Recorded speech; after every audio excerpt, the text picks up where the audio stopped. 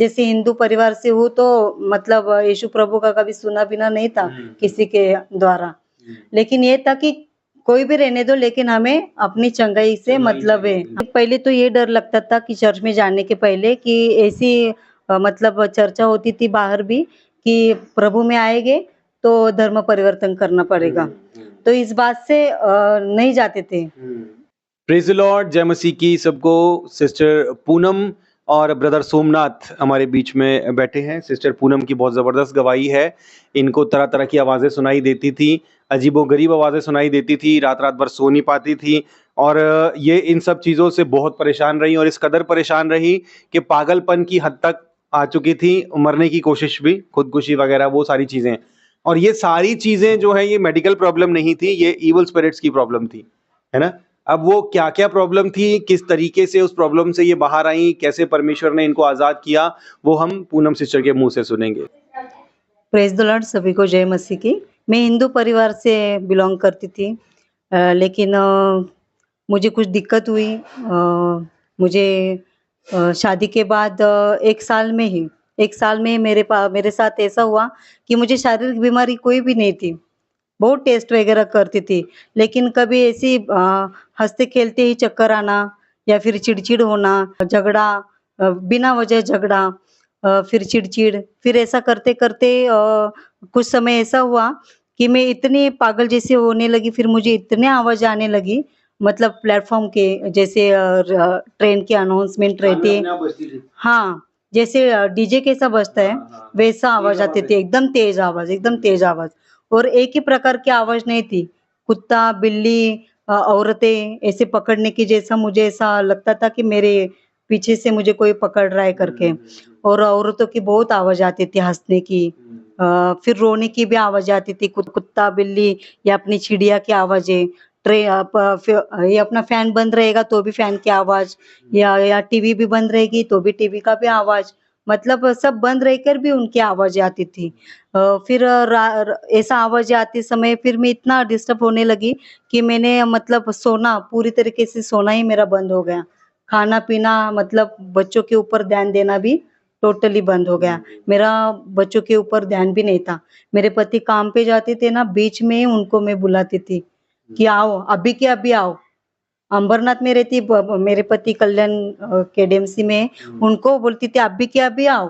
वो भी बेचारे आ जाते थे। फिर वो भी चिड़चिड़ करते थे, और मैं एक जगह पर स्थिर ही नहीं रहती थी। मतलब बेडरूम में रहेगी ना तो भी ऐसा लगता था कि मेरे पति ने तो कोई तो मेरे साथ रहना चाहिए, नहीं तो मुझे वहां से भी कोई ये करेगा, पकड़ेगा करके, ऐसा मतलब घबराहट होती थी। फिर बच्चों के ऊपर भी ध्यान नहीं था, पूरी तरीके से पागल, पूरा मतलब भूख नहीं, प्यास नहीं, नींद नहीं, कुछ नहीं, पूरा तबीयत ऐसा। फिर इनको भी ऐसा पकड़ पकड़ कर उनके हाथ में भी नाखून नाखून कर किया था मैंने उनके। हाँ, फिर उनका फेस भी एकदम ऐसा ब्लैक डार्क हो गया था टेंशन से। हाँ, फिर रात भर सो नहीं पाते थे आप लोग? नहीं, उनको भी ऐसे ही बिठा बिठा के रखती थी मैं। नींद भी नहीं आती थी? नहीं, उनको, मुझे तो नहीं आती थी, उनको भी नहीं मैं सोने देती थी। फिर मतलब फिर लोगों से बातें हुई कि ऐसा क्यों होता है, ये भी परिवार, मित्र परिवार से बोलने लगे। तो लोगों ने, जैसे कि हम हिंदू परिवार से हैं, तो लोगों ने ऐसी सलाह दी कि ऐसा बाबा लोग है, वैसा है।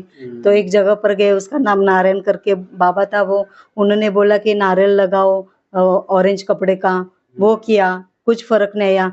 फिर दूसरी जगह गई तो उधर कहा कि ये क्या, नींबू और ये फ्रूट्स रहते ना, वो कटिंग करके 4 रास्ते पे डाल के आओ, काजल लगा के, ये वो 4 रास्ते पे डाल के आओ। चौराहे पे? हाँ, चौराहे पे। अच्छा। हाँ, तो नाका रहते ना ऐसा। हाँ, नहीं तो चार, वो कैसे, मतलब सिर्फ काजल लगा के आपके ऊपर वार के, या ऐसा कुछ? वो इनके ऊपर से करके फेरा के, और बाद में से वो बोलते नदी में छोड़ के आओ, चौरा पे छोड़ के आओ वहाँ पे। या मैं कल्याण स्टेशन से लेके दुर्गाड़ी चौक के यहाँ नदी के आप जाके पीछे देखना नहीं आपको, आगे चलते रहना है, वो करना है, वो सब मैंने कर दिया था, जो जो बोला वैसा कर दिया था। तो अगर वो चार चौराहे पे नहीं, वो 4 चौराहे पे वो छोड़ देंगे, और उसपे अगर कोई और इंसान पैर रख दे फिर? वो तो उसके बारे में क्या पता हमको, हमें तो ऐसा लगता था कि कहाँ से तो चंगाई मिले। किसी के ऊपर जाए तो जाए, हमें क्या। हाँ हाँ, ठीक है। तो दूसरे का ये नहीं था, अपने को उस हाँ। समय में अपने को सिर्फ चंगाई चाहिए थी ना। हाँ, बिल्कुल, बिल्कुल। हाँ, तो फिर ऐसा हुआ, फिर वहां से भी कुछ भी आराम नहीं हुआ। फिर मैं बदलापुर रहने के लिए गई थी, सिर्फ वहां पे 2 ही महीना रुकी थी, लेकिन उधर तो और भी ज्यादा तकलीफ होने लगा। फिर वहां पे मुझे एक ऐसी मुलाकात हुई कि चर्च जाओ करके। फिर मैं चर्च गई, एक ही टाइम पे चर्च गई, लेकिन मुझे ऐसा लगा कि मुझे तुरंत छुटकारा चाहिए। अभी मैं गई ना तो मुझे अभी के अभी अच्छा होना चाहिए। तो मुझे विश्वास तो नहीं था, जैसे हिंदू परिवार से हूँ तो मतलब यीशु प्रभु का कभी सुना बिना नहीं था किसी के द्वारा। लेकिन ये था कि कोई भी रहने दो, लेकिन हमें अपनी चंगाई से मतलब है। हाँ, तो फिर हम एक बार ही चर्च में गए, लेकिन छुटकारा नहीं हुआ करके, और विश्वास जरा भी नहीं था उस चीज से। तो चर्च में जाकर भी फिर एक बाबा के पास गई, वो लेडी थी, वो विठलवाड़ी में, कल्याण के इधर है। तो वह वहां पे गए। फिर वहां उसने बोला कि पाम तेल लेके आओ, नहीं कौन सा तेल, अच्छा नहीं, उसके लिए चीजें चाहिए थी। मिठाई लेके आओ, हाँ, शक्कर लेके आओ। शक्कर लेके आओ। मुझे आज सैटरडे है तो मंडे मुझे 22,000 का ये दो। मैं नासिक में जाके वो सब कुछ 22,000 हाँ 22,000 रुपये दो, मैं जाके वो वहाँ पे से कुछ मंत्र करके लाऊंगी। ऐसे मुझे बोला कि आज सैटरडे है, मंडे तो मुझे दे दो, मैं जाके वो लेके आऊँगा, आपका सब उसका वो कर दूंगी मैं। स्मशान में जाके मैं आपका जो बावली रहता है नहीं क्या, वो हाँ वो गुड़िया रहता है, वो करके वो पूरा निकाल दूंगा, ऐसे बोला था उसने। लेकिन हम यहाँ पे आए, ससुर ने कहा कि ऐसा मत करो, क्योंकि पैसे देंगे तो आपका पैसा फिर से आने वाला नहीं है, और अच्छा होगा तो ठीक, नहीं तो नहीं होगा तो वो पैसे भी जाएगा। तो इसलिए मैंने बोला ठीक है, उनको भी बोल दिया कि ये अच्छा नहीं बात, तो अपन फिर से चर्च में जाते हैं। देख हाँ, तो चर्च- ऐसा हुआ कि 25,000 बोला करके, हमने बोला कि मैंने चर्च में पहली बार गई तो अभी समझ में आया था कि उधर सिर्फ पानी का बोतल और तेल मंगा बोलने के लिए कहा था।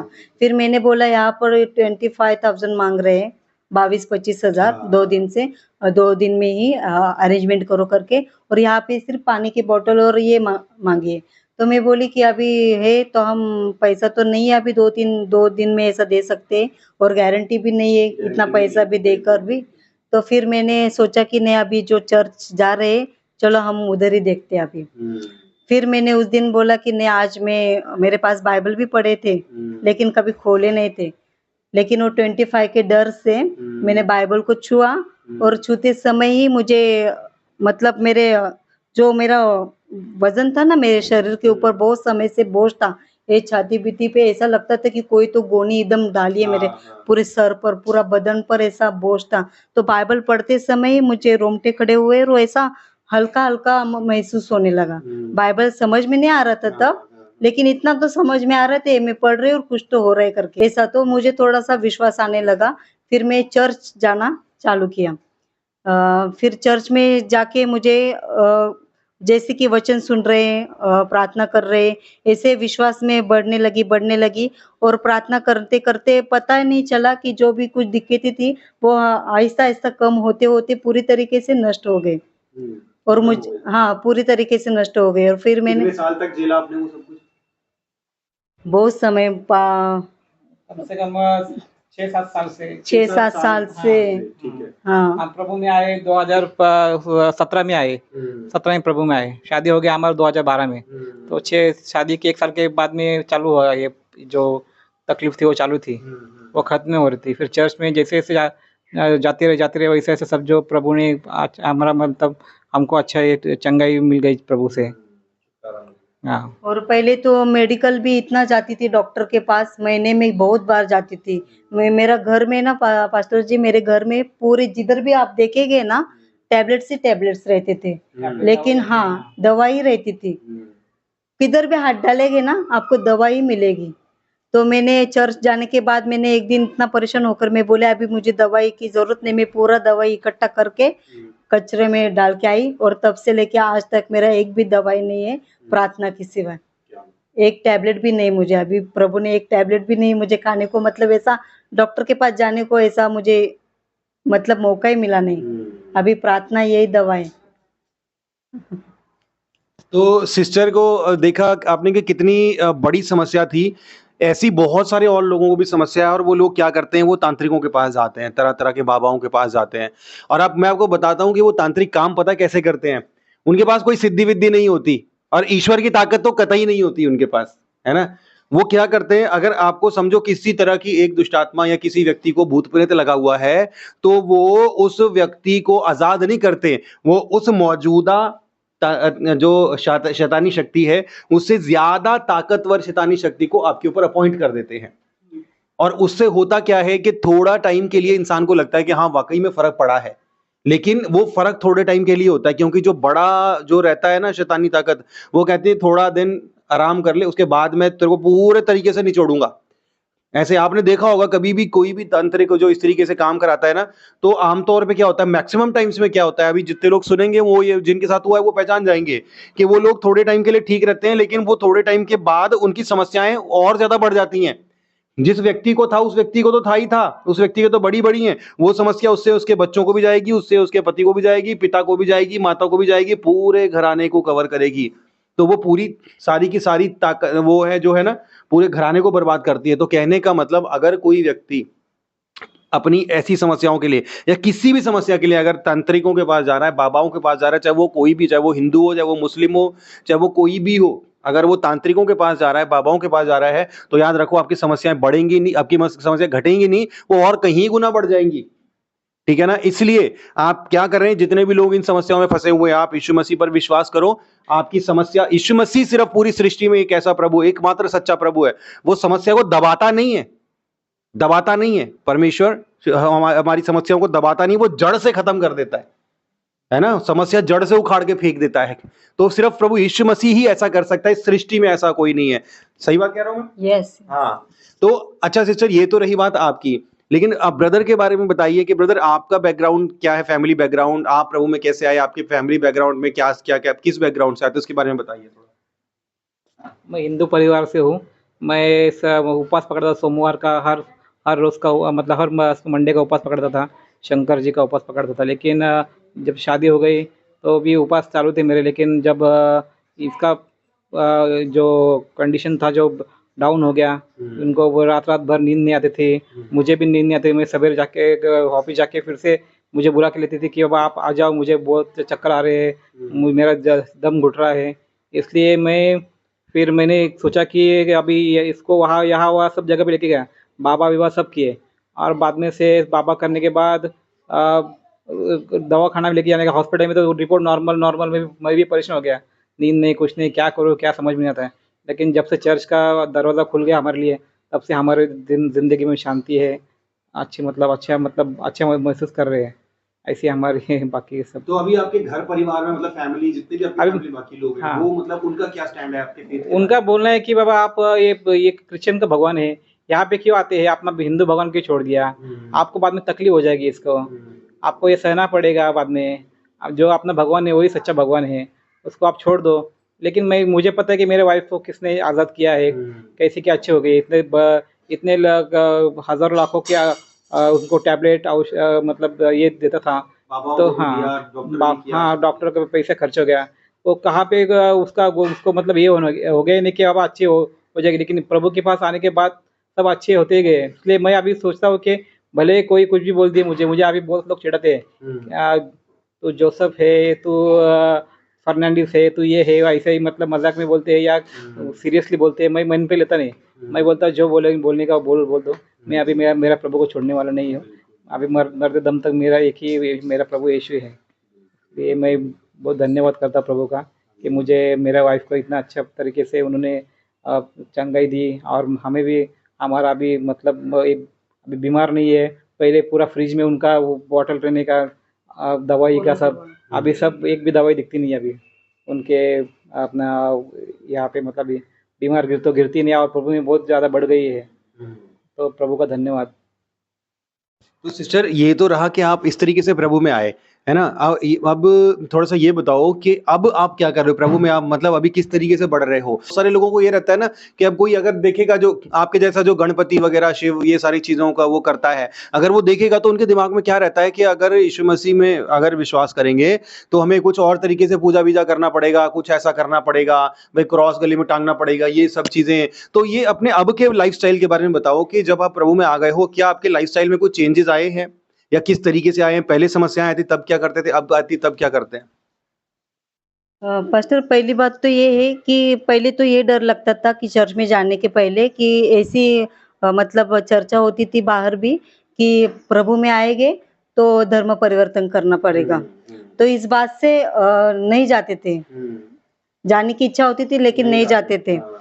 लेकिन वहां पर जाकर देखा, बपतिस्मा भी लिया, नाम तो सेम है, कपड़ा लता वो भी सेम है, लैंग्वेज भी सेम है ना? जो भी है अपना पहले का जैसा समान है थी। सिर्फ फर्क इतना हुआ है कि पहले जो डरते थे हम, डरते थे यहाँ वहाँ, मतलब इस बाबा के पास उस बाबा के पास, लेकिन फर्क इतना है कि अभी डरती नहीं हूँ, पूरी तरीके से प्रभु के ऊपर बोझ डाला है। मतलब चिंता प्रभु के ऊपर डालती हूँ और प्रार्थना में बैठती हूँ और विश्वास करती हूँ। मतलब अभी समस्या से डगमगाती नहीं हूँ, ये फर्क हो गया। और सबसे बड़ी बात है, आपको ये पता है कि उसका समाधान आपके खुद के पास है। आपको हाँ। जगह जगह भटकने का नहीं है, हाँ। है ना? आपको जो समस्या थी उससे तो छुटकारा मिला ही मिला, लेकिन बाद में भी जीवन में जो समस्याएं आती हैं, उन समस्याओं से छुटकारा पाने के लिए आपको घुटने टेक टेक के कहीं नहीं जाना, अभी किसी को पता नहीं हाँ। ढूंढना, आप अपने घर में बैठ के प्रार्थना करोगे, उधर भी यस। प्रार्थना सुनता है। ऐसे ही हाँ। होता है। हाँ हाँ। अभी भी घर वाले बोलते हैं अभी तुम्हारी वाइफ जो अच्छी हो गई है, अभी अपने भगवान की तरफ लौट आओ। अच्छा, हाँ, तो मैं बोलता हूँ लौट कैसे आने का, अभी एक बार गया जिसने जीवन दिया उसके। परमेश्वर को हाँ। पहचान लिया, फिर हाँ, वापस तो कैसे? वापस कैसे आओ? तो वो बोलते हैं नहीं, तुझे बहुत बड़ा अपना जो भगवान है वो आपको शिक्षा देगा, ये करेगा, आपका नाम हमारा नाम। दंड मिलेगा हाँ, तुम्हें। दंड मिलेगा। वो फोटो क्यों लगाते हैं, वचन क्यों लगाते हैं घर पे? अच्छी बात नहीं है, ये छोड़ दो, अभी छोड़ दो, हो गया, अभी अच्छे हो गए तो छोड़ देने का, बाद में फिर से तकलीफ होगा तो फिर से आने का। ऐसा मैं बोला ऐसा नहीं, एक बार मैंने प्रभु को जान लिया तो छोड़ना क्यों? बिल्कुल। जो चाहे हो जाए, चाहे चाहे कुछ भी हो जाए, अभी मुझे प्रभु में रहना है, इसलिए मैं छोड़ता नहीं हूँ। तो प्रभु का धन्यवाद। तो इस तरीके की समस्याएं जिस किसी को भी हैं, अभी देखो हम कल्याण में बैठे हैं महाराष्ट्र में, है ना? अभी यहाँ पर पूरे महाराष्ट्र में ऐसे बहुत सारे लोग हैं जो इन सारी चीजों में फंसे हुए हैं, है ना? और आप, अगर मैं गलत नहीं बोल रहा हूँ, आप लोग तो पड़े हुए इन चीजों में, ये जो तांत्रिक बाबा रहते हैं, नहीं भी तो इनका महीने का कम से कम 5-10 लाख रुपए कमाते होंगे। गलत है? कितनी चीजें ली होती हाँ, हैं। कमाते हैं। हाँ, और कमाते हैं ऐसे नहीं कि सॉल्यूशन कर दिया। मैं कहता हूं, एक भी मैंने आज तक कभी भी किसी को ये नहीं देखा कहते हुए कि मैं फला फला बाबा के पास गया, मैंने उतने पैसे दिए और मेरा सोल्यूशन हो गया। एक भी मैंने, आपने देखा, आपने सुना किसी को? किसी का भी मैंने नहीं देखा। मैं भी हिंदू बैकग्राउंड से, मैं भी उत्तराखंड से ही हूँ, हम भी बहुत पढ़े इन सब चीजों में, हमने भी देखा है सब चीज, लेकिन आज तक मैंने ये नहीं सुना कि कोई इन सब चीजों में पड़ा हो और उसको सोल्यूशन, किसी को सोल्यूशन नहीं मिलता। तो अब लास्ट में गवाही के आप लोग से, दोनों से बारी बारी आप लोग बोलना कि महाराष्ट्र के अंदर और हमारे पूरे देश के अंदर जितने भी लोग इन सब चीजों में उलझे हुए हैं, परेशान हैं, आप उन लोगों से क्या संदेश देना चाहते हैं? मैं ये संदेश देना चाहता हूँ, आप कहीं भी घूमिए, आपको चंगाई मिलनी वो यीशु प्रभु के पास ही मिलेगी। अगर आप बाबा के जाते हो या कहीं आपको कुछ है ही नहीं, दवाखाने में जाते हो, आपका रिपोर्ट नॉर्मल है, फिर भी आपको भाग दौड़ कर कहीं भी जाकर आपको ये प्रभु में आना पड़ेगा, क्योंकि प्रभु में ही चंगाई है, बाकी कहीं पे चंगाई मिलेगी नहीं। तो इसलिए मैं इन सबको कहना चाहता हूँ कि आपको प्रभु में आना ज़रूरी है। पहले प्रभु को परखो, समझो और फिर आपका निर्णय आप लोग ले सकते हो। आप चंगे हो जाएंगे। इसलिए हम मेरी वाइफ चंगी हो गया, मेरा जीवन भी अच्छा हुआ, वैसे आपका भी जीवन अच्छा हो जाएगा। मैं यही कहना चाहती हूँ कि हमें जब परेशानी होती है हम बाबा बीबा के पास जाते हैं, लेकिन उनसे जो हमें मिलता है वो दीर्घकालीन का नहीं रहेगा, बस कुछ समय के लिए रहेगा और उसके बाद और भी ज़्यादा बढ़ेगा, क्योंकि वो मतलब जिस भगवान के बारे में बोलते हैं या कुछ मंत्र चाहे वो रियल है क्या नहीं है वो उनको पता है, लेकिन उससे कुछ असर होगा ही नहीं है, क्योंकि जीवित परमेश्वर के पास ही ये अधिकार है। तो जीवित परमेश्वर केवल एक ही है, सच्चा खुदावन केवल एक ही है। इस सारे स्वर्ग में और पृथ्वी में सिर्फ एक ही और एक ही केवल सच्चा ईश्वर है और उनका नाम है प्रभु यीशु मसीह। तो प्रभु यीशु मसीह में जाएंगे तो सिर्फ पृथ्वी का भी नहीं तो में भी अनंत काल का जीवन मिलेगा, क्योंकि एक और भी एक जीवन है ना?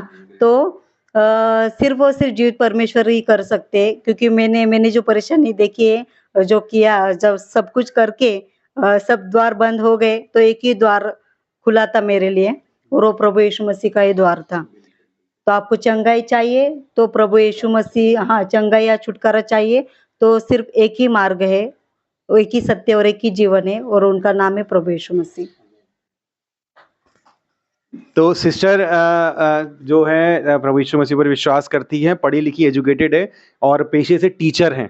तो इनको कोई कुछ पट्टी पढ़ा के नहीं बता सकता कि तुम ये करो और ऐसा हो जाएगा। उन्होंने परेशानी झेली, प्रभु पर विश्वास किया, बाइबल को पढ़ा, सच को जाना और छुटकारा पाया और आज सारा परिवार ब्लेस्ड है, आशीषित है। तो आप लोग भी जो इस टेस्टिमनी को देख रहे हो, अगर आप लोग भी इस परेशानी में या किसी भी परेशानी में, आपकी परेशानी तो इस तरीके की है, मेरी परेशानी इससे बहुत ज़्यादा थी। हमने तो गरीबी भी देखी है, परेशानी भी देखी है, भुखमरी भी देखी है, सब कुछ देखा है। प्रभु ने वो सब से उठा के हमें यहाँ पर लेकर आया है ना। तो इसलिए सब जो भी लोग इस टेस्टिमनी को देख रहे हैं, आप भी प्रभु यीशु मसीह पर विश्वास करें। अगर आप अपने जीवन में भलाई और अच्छाई देखना चाहते हैं तो पत्थर के और हाथों के बनाए हुए ईश्वरों के सामने जितना मर्जी सरपट को, कुछ मिलने वाला नहीं है। हमने करके देख लिया, कोई कोना नहीं छोड़ा, है ना। कोई कोना नहीं छोड़ा, कोई पेंटिंग, कोई मूर्ति नहीं छोड़ी, कोई भगवान नहीं छोड़ा, सब करके दिले। कहीं से कुछ नहीं मिलता। अगर कुछ मिलता है तो वो कहाँ से मिलता है? प्रभु यीशु मसीह से मिलता है। ठीक है, तो आप भी यीशु मसीह पर विश्वास करें और अपने जीवन में आशीषित हो, आनंदित हो। God bless you.